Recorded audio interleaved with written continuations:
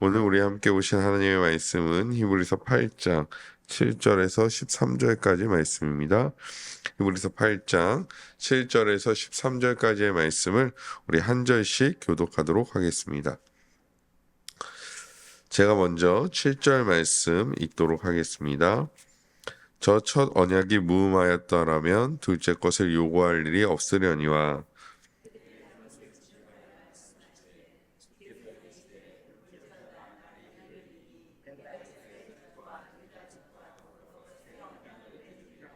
또 주께서 이르시기를 이 언약은 내가 그들의 열조의 손을 잡고 애굽 땅에서 인도하여 내던 날에 그들과 맺은 언약과 같지 아니하도다. 그들은 내 언약 안에 머물러 있지 아니하므로 내가 그들을 돌보지 아니하였노라.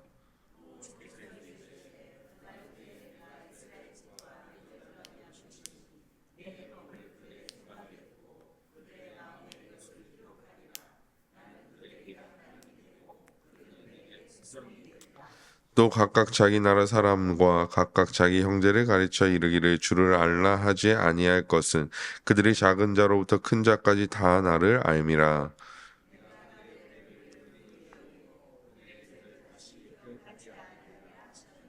함께요.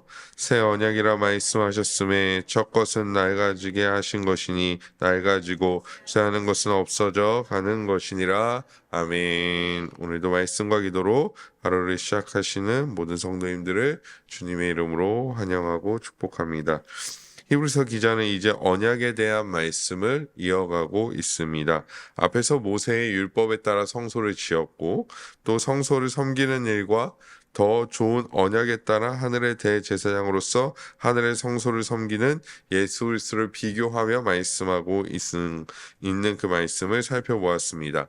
그리고 성경은 우리에게 모세의 율법에 대한 내용을 첫 언약, 하나님과 예수 그리스도께서 맺으신 언약을 둘째 언약, 둘째의 것이라고 말하고 있습니다. 그런데 둘째의 것이 존재하는 이유에 대해서 설명하면서 첫째 것이 무흠하지 않았기 때문이다라고 말씀한 거죠. 즉 흠이 있었기 때문이다라고 말씀하고 있습니다. 여기서 무음하다라는 것은 어떠한 죄가 있거나 이런 의미라기보다는 완전하지 않았다라고 그런 정도의 의미입니다. 즉 첫 언약으로 인간이 스스로 사람이 스스로 그 첫 언약을 통하여 구원에 이르기란 부족하였고 완전하지 않았다라는 의미를 가지고 있죠. 그래서 두 번째 언약이 필요했다라는 것입니다. 율법의 행위, 율법을 통한 성소, 율법을 통한 제사장직은 인간에게 무익하다라는 의미는 아닙니다. 어저께도 말씀드렸듯이 그것은 모형과 그림자로서 사람이 더 완전한, 더 좋은 것을 사모하게끔 하는 역할을 했기 때문에 완전히 무익하다라고 말씀드릴 수는 없지만 완전하지 않았기 때문에 두 번째 언약이 필요했던 것이고, 그리고 그 두 번째 언약을 통해 하나님의 택한 자녀들이 구원의 자리로 나아간다라는 말씀을 해주고 있는 것입니다. 말 그대로 첫 번째 언약은 모형과 그림자이다라는 것이죠. 그러면서 이제 8절 말씀 부터는 예레미야 31장 31절에서 34절 말씀을 히브리서 기자가 인용하고 있는 것을 볼 수 있습니다. 31장에서 34절 말씀을 우리 좋은 기회지만 한 절씩 교독해 보도록 하겠습니다. 제가 먼저 읽겠습니다. 여호와의 말씀이니라 보라 날이 이르니니 내가 이스라엘 집과 유다 집에 새 언약을 맺으리라.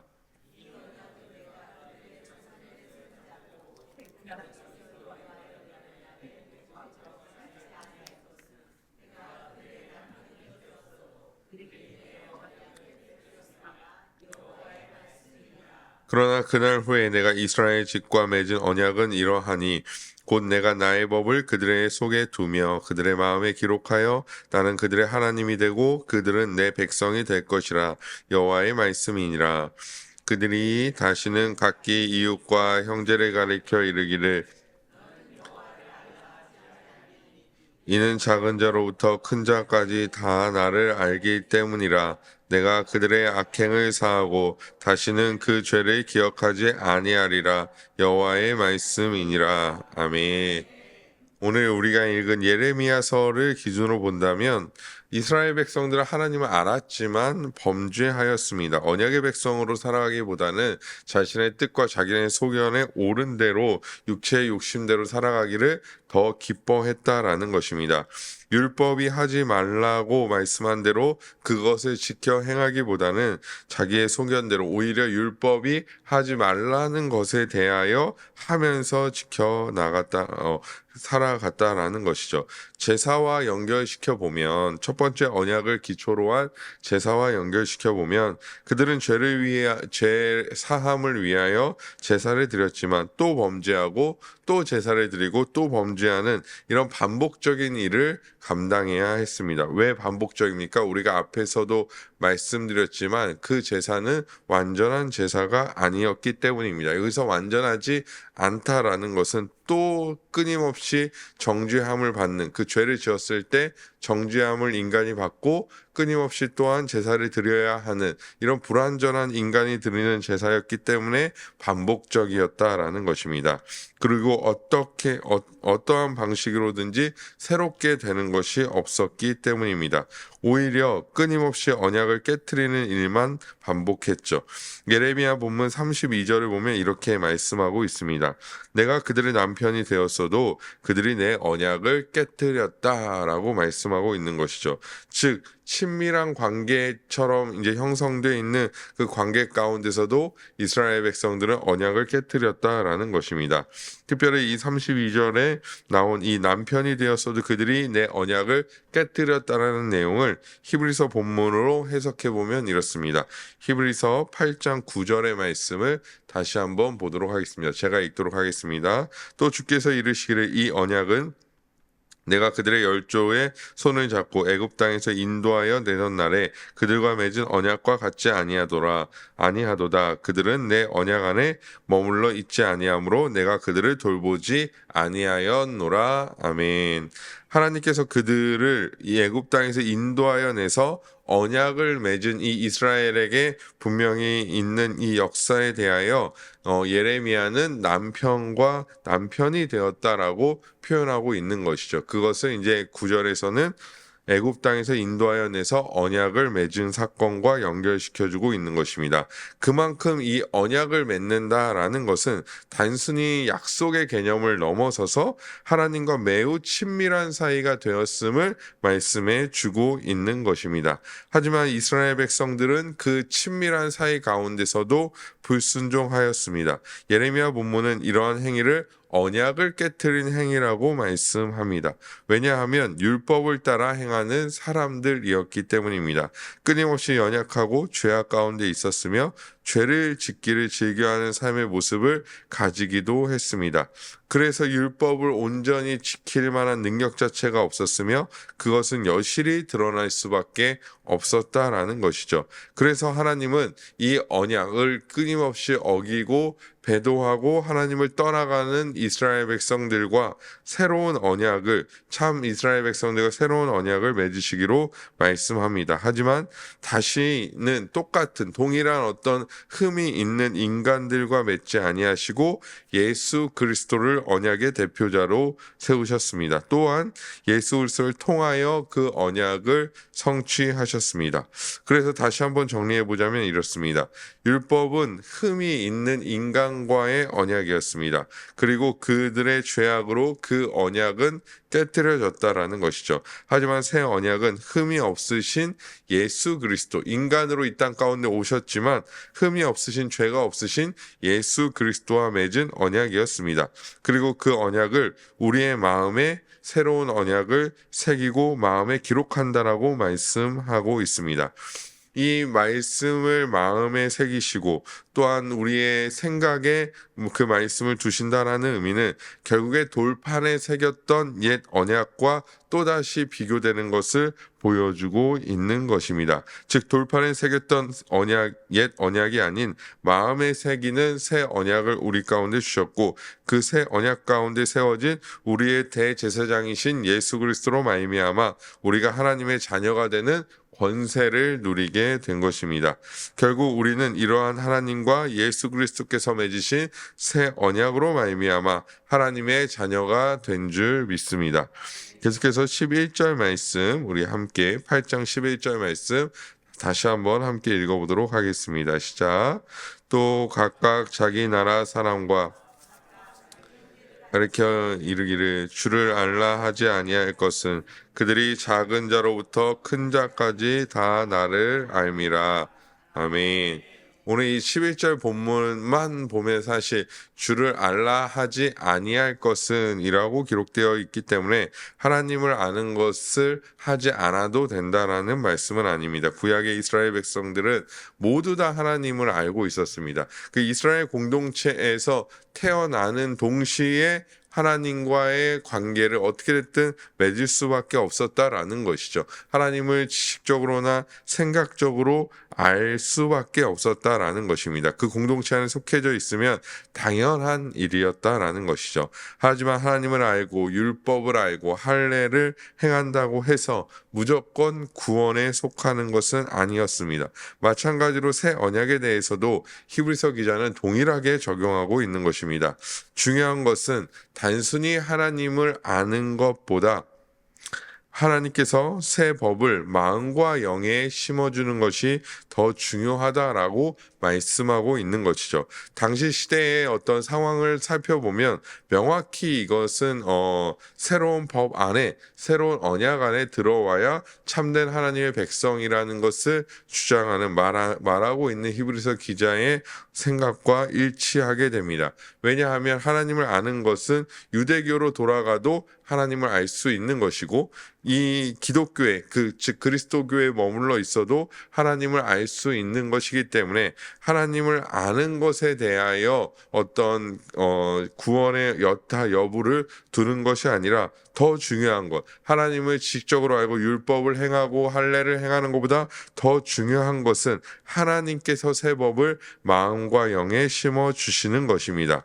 저는 개인적으로 하나님을 아는 것을 늘 강조하고 하나님을 모르는 것은 그리스도인들에게는 직무유기와 같다라고 생각합니다. 하지만 하나님을 아는 것 자체가 우리에게 구원을 가져다 주지는 않습니다. 만약 그렇다면 율법을 명확하게 알고 있었던 바리새인이나 유대인들과 다르지 않을 것이기 때문입니다.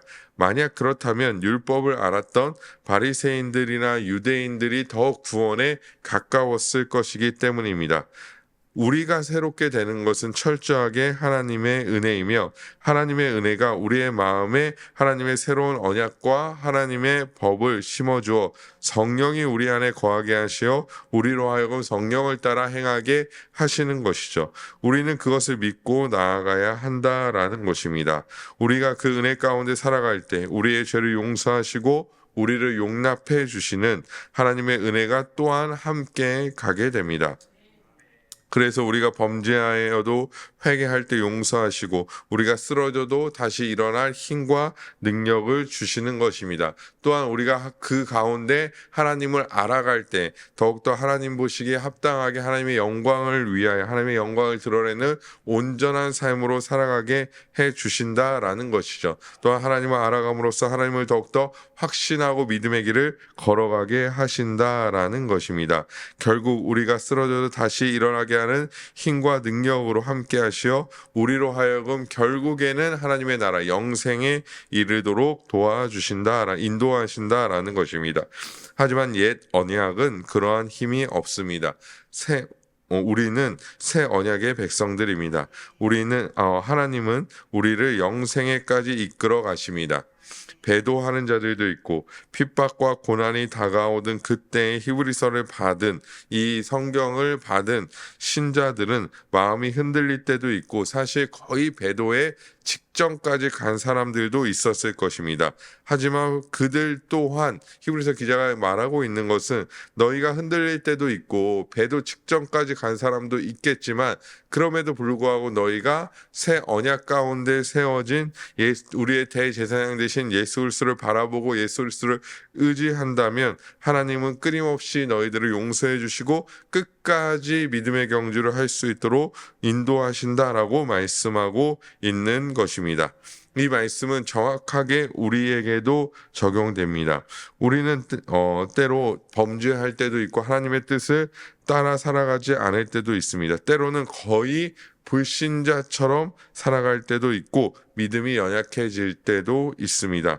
세상 상황 속에 좌절하고 낭망할 때도 있습니다. 하지만 하나님께서는 그런 우리를 절대 포기하지 아니하시고 끝까지 우리의 마음 가운데 심어주신 새 영의 즉 성령의 역사로 말미암아 하나님의 자녀로 우리를 인도해 주신다라는 것이죠. 우리의 소망이 바로 여기에 있다라는 것입니다. 우리가 얼마나 많은 율법을 알고 있느냐, 지식을 알고 있느냐, 물론 이것은 매우 중요한 것이지만 그럼에도 불구하고 이것 자체가 소망이 되지는 않는다라는 것입니다. 우리의 소망은 여전히 하나님의 은혜이며 끊임없이 우리를 용서하시고 끊임없이 우리를 견인하시는 하나님의 놀라운 사랑 안에 있다라는 사실을 우리는 분명히 고백하는 자들이 되어져야 할 줄 믿습니다. 사실 하나님은 첫 번째 언약을 통하여 인간이 의롭게 되기를 기다리시지 않으셨습니다. 즉 그들의 경건과 거룩을 하나님께서 요구하셨지만 그들의 경건과 거룩을 기다리신 것이 아니라는 것이죠. 그들에게 새 언약을 허락하사 경건과 거룩으로 말미암아 구원받음이 불가능한 우리들에게 새 언약의 은혜를 베풀어 주셨습니다. 이것을 조금 더 쉽게 말씀드리자면 하나님께서 인간들이 범죄했을 즉 구약의 백성들이 범죄했을 때 이스라엘 백성들이 하나님을 떠났을 때 돌판에 새겨진 그 율법을 따라 행하지 아니하고 이방인들과 섞여서 혼인하기도 하고 그들의 법을 따르기도 하고 그들의 우상을 섬기는 그런 일들을 보시면서 하나님께서는 그들의 경건과 거룩을 기다리시지 않고 새 언약을 베풀어 주셨다라는 것입니다. 물론 새 언약은 영원 전부터 준비되었던 것이고 하나님의 때에 그것을 우리에게 예수 그리스도를 통하여 예수 그리스도로 말미암아 그것을 드러내신 것이긴 하지만 결국엔 새 언약을 베풀어 주셨습니다. 성도의 삶도 이 맥락에서 우리는 살펴봐야 할 것입니다. 즉 우리가 얼마나 거룩하게 살아가는지 얼마나 경건의 모양을 가지고 있는지 어떠한 그런 수치 자체에 의미가 없다라는 것입니다. 왜냐하면 그 행위 자체가 얼마나 의로운가가 우리의 구원이나 성화, 영화의 단계까지의 모든 걸음에 어떠한 영향도 끼치지 못하기 때문입니다. 그렇다고 해서 이걸 단순히 이분법적으로 생각하여 그러면 내가 거룩히 살 필요가 없구나. 내가 경건하게 살 필요가 없구나. 라고 생각해서는 안 됩니다. 중요한 것은 우리는 거룩하게 살아가야 돼요. 거룩을 추구해야 하며 경건의 모습도 있고 경건의 능력도 추구하며 살아가는 자들이 되어져야 합니다. 그럼에도 불구하고 그 거룩과 경건을 통하여 우리가 영생에 이르를 수 있는 것이 아니라는 것이죠. 우리의 거룩, 우리의 경건, 그것이 우리의 의가 되고 우리의 자랑이 된다면 그것은 우리 안에 오히려 짐이 될 뿐이라는 것입니다. 경건을 통하여 거룩을 통하여 영생에 이르게 된다라는 것은 우리는 경건의 능력을 가지고 하나님의 뜻 가운데 살아갈 힘이 없지만 우리 가운데 계신 예수 그리스도께서 하나님과 예수 그리스도께서 보내주신 그 성령의 능력으로 말미암아 우리가 경건의 능력으로 나아가게 되는 것이고 거룩으로 나아가게 되는 것이지 우리의 어떠한 의가 될 수 없다라는 사실을 알아야 한다라는 것이죠. 이것은 아주 간단합니다. 우리 안에 새 영이 없다면 우리는 경건하게 살아갈 수 없습니다. 우리 안에 새 영이 없다면 거룩하게 살아갈 수 없다라는 것이죠. 경건의 모양을 흉내낼 수 있고 거룩의 모양은 흉내낼 수 있습니다. 새 영이 없다라고 해도 그렇게 될 수 있다라는 것이죠. 하지만 그것은 분명히 한계가 있을 수밖에 없고 그것은 결국에 바리새인들과 같이 자신의 자랑으로 돌이킬 수밖에 없다라는 것입니다. 우리의 소망은 결국 무엇입니까? 우리가 이 땅 가운데 살아갈 때 즉 영원한 하나님에 들어가기 전까지는 철저하게 우리의 대제사장 대신 예수 그리스도의 은혜로 말미암아 새롭게 되기, 날마다 새롭게 되기 소망하는 자들이 되어져야 한다라는 것이죠. 은혜로 말미암는다라는 것은, 모든 것이 은혜다라는 것은 철저하게 우리의 공로를 자랑하지 않는다라는 것을 전제로 해야 합니다. 우리가 우리의 공로도 자랑하면서 모든 것이 은혜다라고 말할 수 없다라는 것이요. 내가 이런 경건의 모습을 가졌어, 이런 거룩의 모습을 가졌어, 이런 행위의 모습을 가졌어 라고 자랑하면서 이것이 모든 것이 하나님의 은혜다라고 말할 수 없는 것이죠. 하나님의 은혜로 말미암았다, 모든 것이 하나님의 은혜다라고 얘기할 때는 우리의 공로를 철저하게 숨기고, 아니 우리가 전혀 공로 없음을 인정하는 자의 삶을 살아가야 한다라는 것입니다. 경건과 거룩의 삶이 있어야 하지만 그것 또한 우리의 마음을 새롭게 하시는 주의 은혜로 말미암아 가능한 것이죠. 우리 가운데 새 마음과 새 영을 허락하시지 않는다면 우리는 진정한 경건과 거룩으로 절대 나아갈 수 없다라는 것입니다. 따라서 우리는 경건이나 거룩 그 자체의 의미를 두고 목적을 두는 것이 아니라 대제사장 되신 주를 의지하는 삶이 우리를 자연스럽게 경건과 거룩으로 인도한다는 사실을 믿고 나아가야 할 줄 믿습니다. 우리는 이제 오늘 이제 크리스마스이긴 하지만 연말과 겹치어서 연말에 지나면 어떠한 새해의 목표를 가지고 살아갈 것입니다. 또한 많은 그리스도인들은 이 새해의 목표와 목적 가운데 분명히 어떤 경건의 모양을 가지고 있는, 거룩의 모양을 가지고 있는 어떤 내용들을 가지고 갈 것입니다. 예를 들어서 나는 성경을 올해는 2025년에는 1독을 하겠다, 2독을 하겠다, 이런 목적을 가지시겠죠. 네, 가지고 살아갈 것이냐, 아니면 내가 기도 생활을 어떻게 하겠다, 아니면 나는 하나님을 알아가는데 어떠한 목적을 딱딱 두고 가겠다라는 개인적인 목적을 아마 세우셨을 것입니다. 저도 세웠고요. 저도 그런 목적을 세우면서 나아갑니다. 그런데 중요한 것은 그런 목적은 분명히 두어야 하지만 그것 자체가 우리의 진정한 목적이 돼서는 안 된다라는 것입니다. 그것을 이루었다라고 해서 내가 성경을 2025년에는 물론 이제 한 10독 이상 목적을 두신 분들은 약간 자랑할 만하겠죠. 한 10독 이상 목적을 두신 분들은 자랑할 만할 거라고 생각합니다. 그런데 한 2독 정도 하겠다라고 이제 목표를 두면 내가 그것을 다 마친 후에 그것이 나의 어떠한 의가 돼서는 안 된다라는 것입니다. 내가 어떠한 신앙생활을 하든 어떠한 신앙의 행위를 하든 오로지 하나님의 은혜만이, 예수 그리스도만이 우리 가운데 빛나기를 간절히 소망합니다. 우리는 우리의 행위를 의지하고 자랑하는 자들이 아니라 오로지 하나님의 은혜에 기대어 살아가는 자들임을 잊지 않아야 합니다. 그래서 사도 바울은 너희의 경건의 모습이나 거룩의 모습이나 어떠한 것에 그것을 의지하여 살아가라고 얘기하지 아니하고 너희가 성령을 따라 행하여야 한다라고 말씀하고 있는 것이죠. 그 말씀을 우리의 마음에 두고 우리는 오로지 나의 어떠함이 아니라 성령을 따라 성령이 원하시는 바대로 행하는 자들이 되어져야 할 줄 믿습니다. 특별히 오늘은 예수 그리스도의 날입니다. 그 은혜를 완성하시고 우리에게 베풀어 주시기 위하여 예수께서는 모든 영광을 버리시고 이 땅 가운데 인간의 모습으로, 죄인의 모습으로 오셨습니다. 그 사랑이 우리를 오늘도 살게 하며 살아가게 함을 믿습니다. 그 이 땅 가운데 오신 예수께서는 지금도 하나님 보좌 우편에서 우리를 위하여 중보하고 계시며 우리의 대제사장이 되심을 믿습니다. 그 은혜에 따라 살아가시는 모든 아대표의 교회 성도님들 되시기를 주님의 이름으로 간절히 소망합니다.